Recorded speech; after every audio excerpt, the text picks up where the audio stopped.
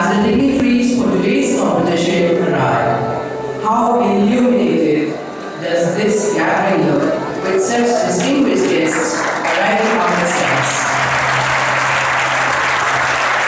Our special guests are accompanied by the principal of St. Anselm School, Ajmer, with the Reverend Sister Rebuttal.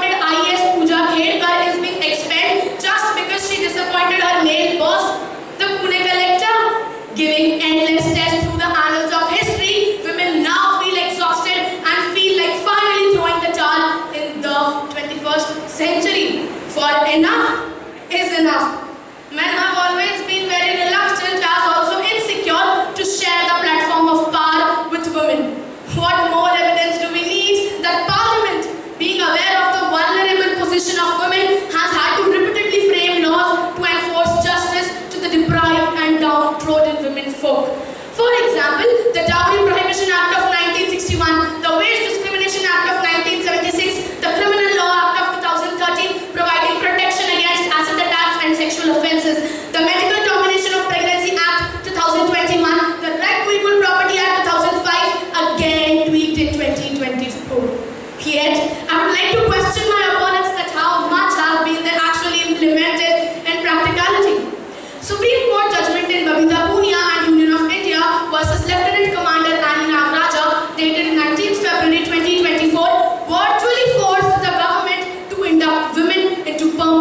recognition in the armed forces. Yes, they did not do it voluntarily.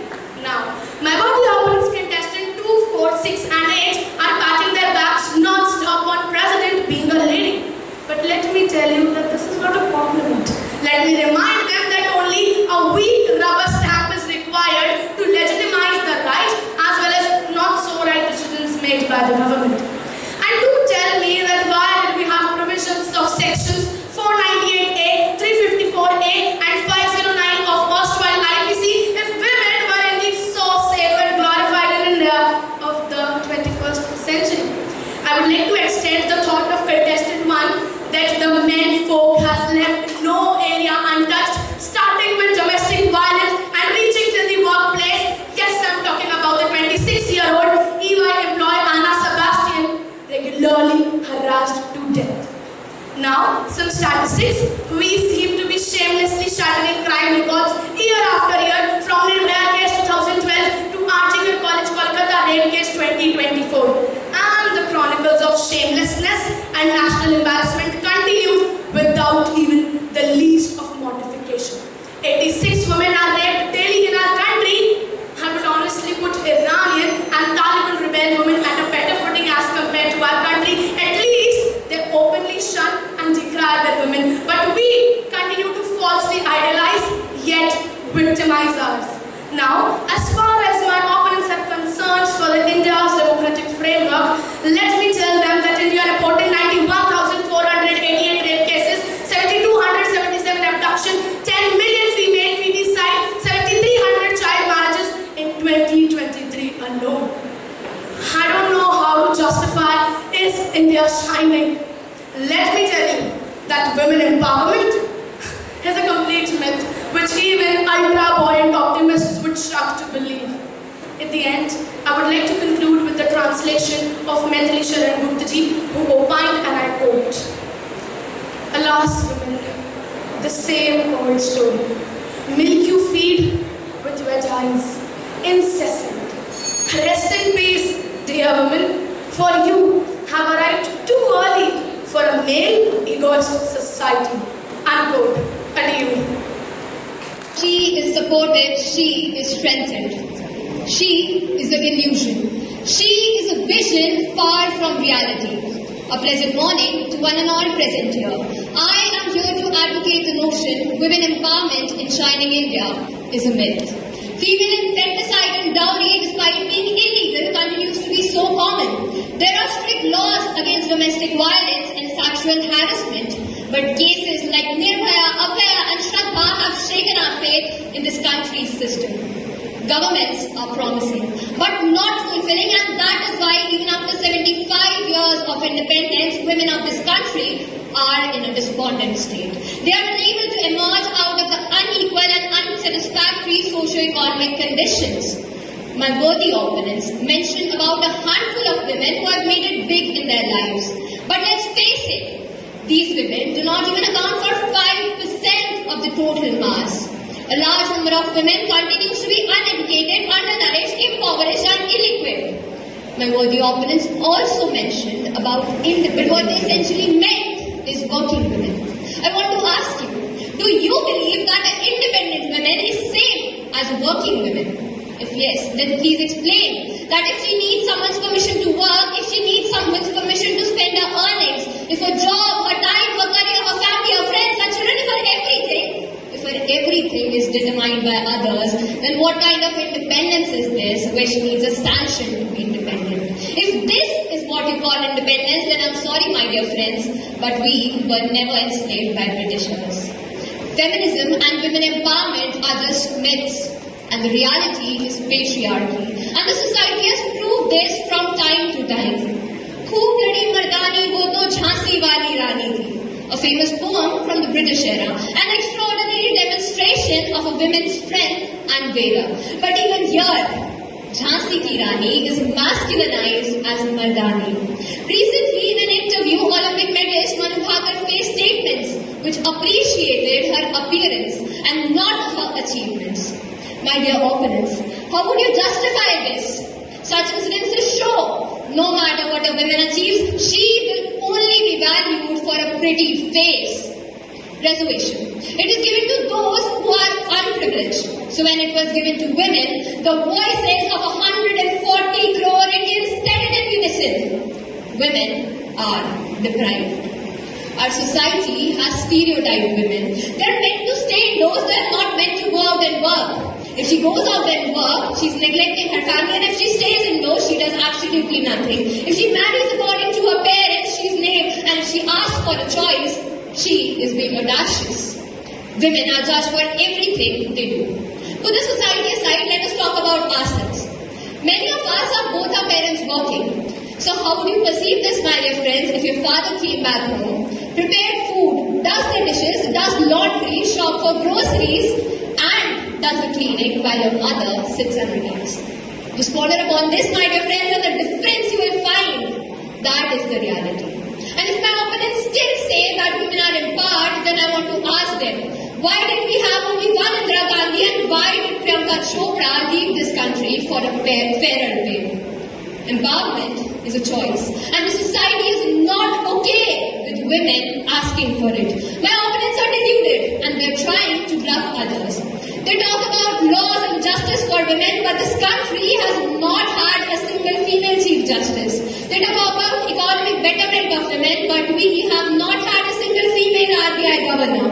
We live in a society where women are worshipped as goddesses, but they are not safe on our streets, where a woman is the maker and the creator, but she cannot make her own life decisions.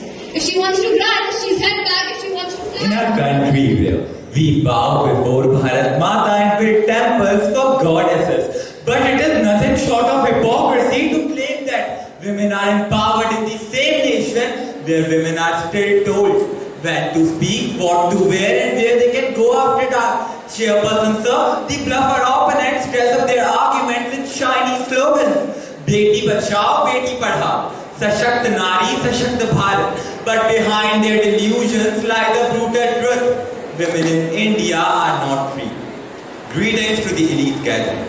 Let us talk on facts. According to the Global Gender Gap Index, women in India earn on an average 20% less than men for the same work. And at the current pace, it will take 200 years to close this gender pay gap. Chairperson sir, this is not empowerment, this is gender discrimination.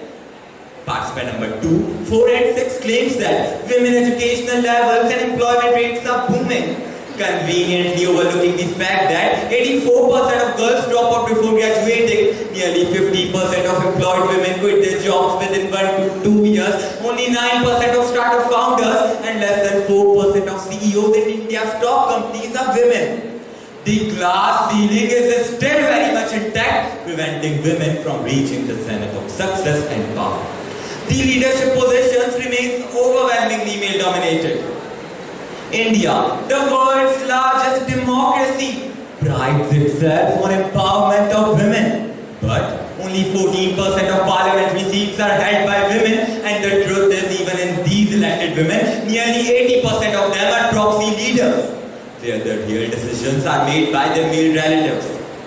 National Family Health Survey reports that today also, 1 in 3 girls are married before age 18. 95% of Indian women don't have control over choosing their husband. A woman who marries outside a caste or religion can even be murdered by her own family in the name of honor.